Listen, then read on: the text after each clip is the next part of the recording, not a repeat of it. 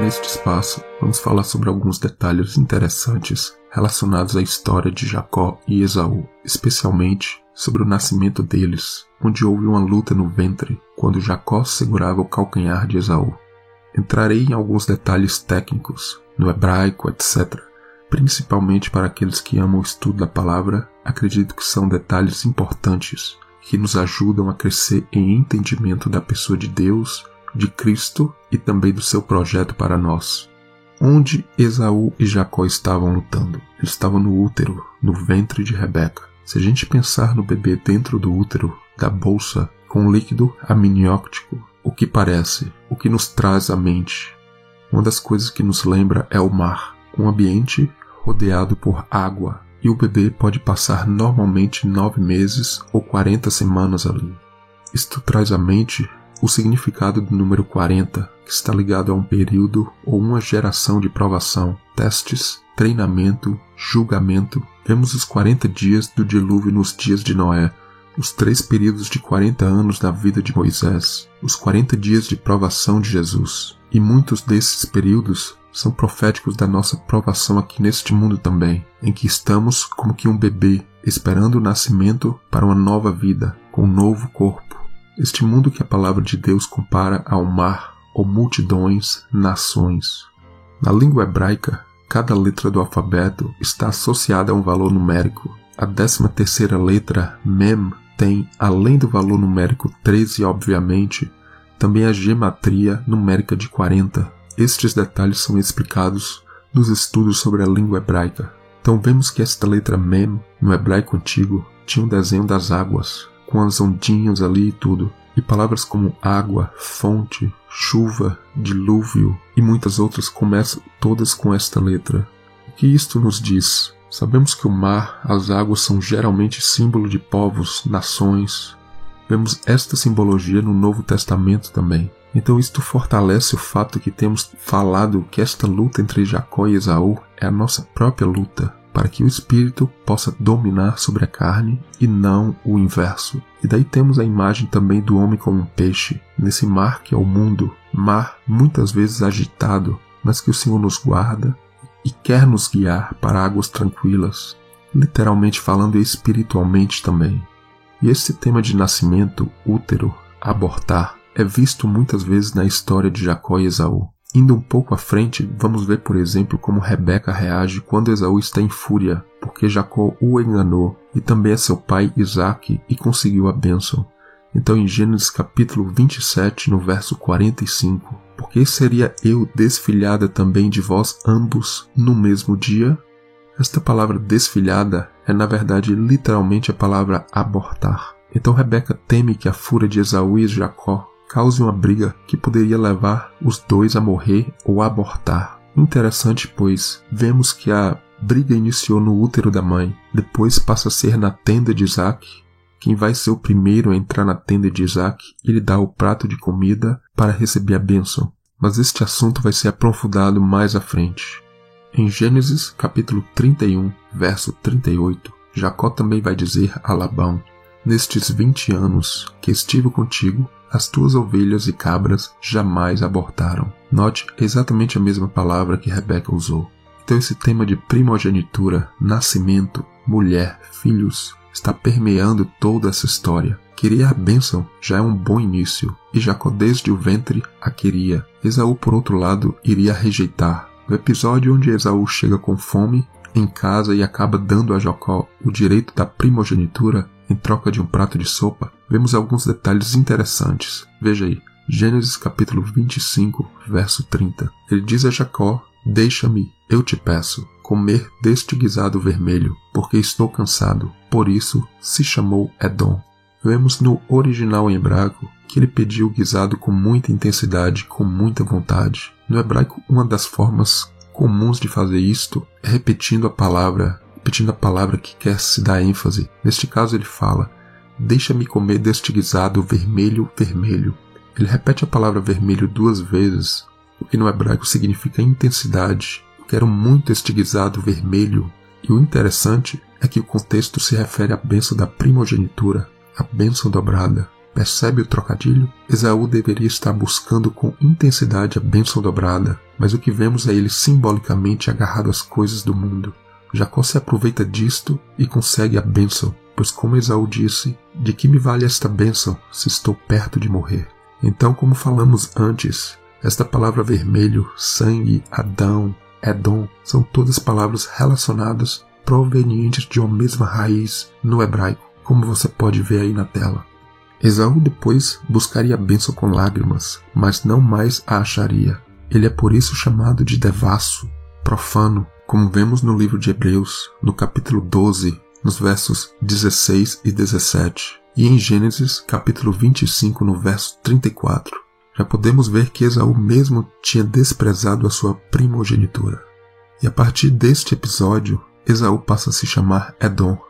O nome no hebraico está ligado a caráter, ao que a pessoa é, e mesmo no português a gente entende este conceito, pois dizemos coisas como eu tenho um nome a zelar, por exemplo, e a gente vai ver algo bastante interessante que em vários destes episódios, nesta história de Jacó e Esaú, vemos este tema relacionado a nome. Veja só, no episódio número 1, eles nascem. Ao primeiro é dado o nome Esaú, nome que está relacionado com fazer. Ele alcançou algo, foi o primeiro a sair. O segundo foi Jacó, pois o nome Jacó está relacionado a calcanhar, do qual ele vinha segurando. Note algo interessante. Em Gênesis capítulo 25, verso 26, vemos que Jacó segurava o calcanhar de Esaú. Veja a palavra usada como segurar, ahés, que no hebraico significa segurar, tomar posse. Isto é importante. Veja as palavras de Abraão em Gênesis capítulo 23, no verso 4, quando ele está buscando comprar um local para o enterro de sua esposa Sara, que havia falecido.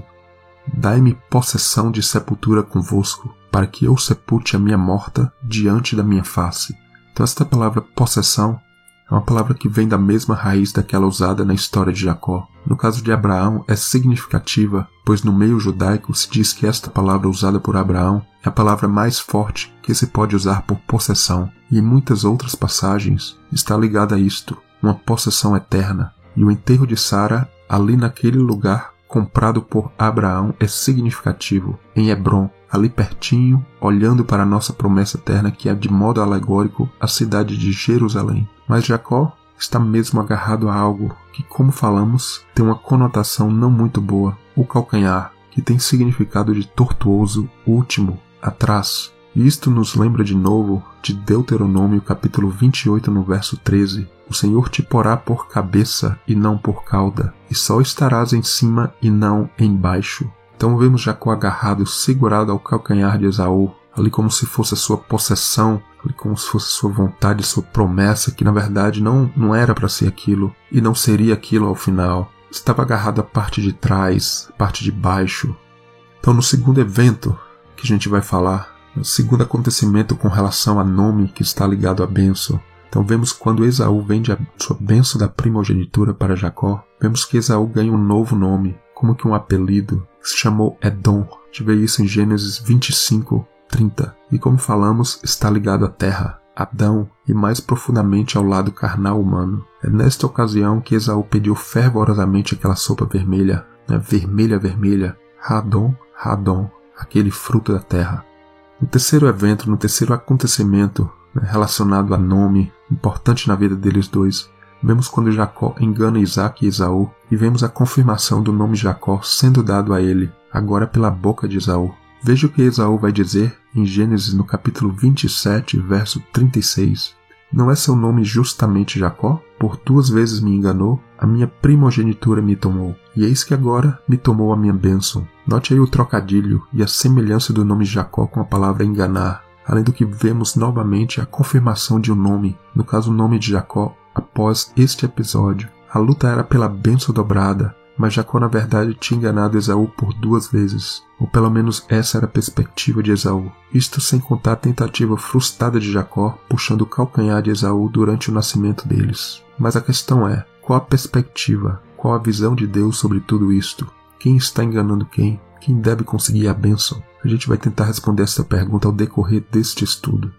Então, a quarta ocasião, a quarta situação onde a gente vê a ligação do nome com a bênção é quando Jacó vai conseguir finalmente ser abençoado, agora pelo anjo, depois de ambos pelejarem lutarem durante a noite. Dali Jacó vai receber algo significativo, o nome Israel, e em seguida Jacó e Esaú vão se encontrar e se reconciliar. Eles se abraçam, se beijam, era um contraste da forma como eles estavam no útero da sua mãe anteriormente. Agora estavam lá juntinhos, assim como antes, mas agora Esaú vai pedir a Jacó para ambos voltarem para casa juntos. No nascimento, um queria sair antes do outro. Agora, ao final, havia o símbolo da redenção. Tudo isso será mostrado em mais detalhes ao decorrer deste estudo.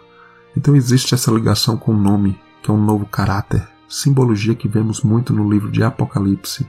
O novo nome é o nome de Deus escrito nos fiéis, o nome no livro da vida. Este é o sentido do primogênito, de levar à frente um legado, uma herança que vem dos pais. Em sentido profético, vemos que Deus trouxe Jesus, seu Filho primogênito, para morrer por nós. E assim como Jesus, a Igreja do Senhor tem o objetivo de seguir este mesmo caminho. A Igreja faz parte desta Assembleia dos Primogênitos, as primícias que são os santos, que Deus está escolhendo para reinar com Cristo e espalhar em toda a terra o seu caráter, o nome, a glória de Deus, até que toda a terra se encha da sua glória, assim como as águas cobrem o mar. É uma bênção maravilhosa que devemos buscar. Mas no ventre haviam duas nações, dois povos. E vemos em Gênesis, capítulo 27, no verso 11, que Esaú era homem cabeludo e Jacó homem liso. Simbolicamente, os caminhos de Esaú precisavam ser aplanados. O de Jacó também, mas profeticamente Jacó já apontava para esta redenção que um dia aconteceria e seu nome seria trocado. Então Esaú é símbolo da carne, da terra. Vemos Amaleque, os descendentes de Esaú, atacando o povo de Israel por trás. Atacaram os fracos, cansados e afadigados. Então Amaleque se aproveita disto. A carne prevalece quando estamos espiritualmente fracos. Mas a promessa é para sermos uma nação que é a cabeça, não a cauda. Veja esta palavra, cauda, traseira, a mesma palavra. Então, esta palavra cauda, traseira, que é usada em Deuteronômio nos 2 versos, nós devemos ser a cabeça, não a cauda, ou seja, nós devemos estar ali como na frente da batalha, não na parte de trás, não como cansados e fracos, porque ali somos presas fácil. No caso de Moisés, a gente lembra que Deus deu a ele um sinal quando fosse tirar o povo do Egito. Deus mostra uma serpente, e aonde Deus pede para ele pegar a serpente? Pela cauda. Quando ele pega pela cauda, o que ela se transforma? Uma vara. Mas que vara é essa? Moisés conhecia bem a vara, o cajado, é para direcionar a ovelha, correção, aplanar os caminhos.